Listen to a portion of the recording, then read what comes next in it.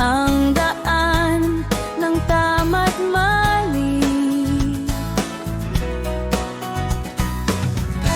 Sa bawat utos na aming susundin, buhay namin ay gagabay.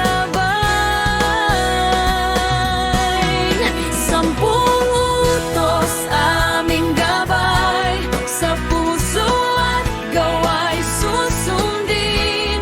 Sa pagmamahal at kabutihan, buhay namin ay hahabang kikilalanin.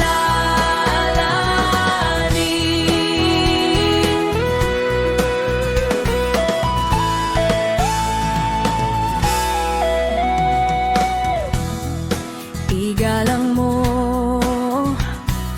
ang ama't ina, huwag sasaktan ang kapwa. Sa salita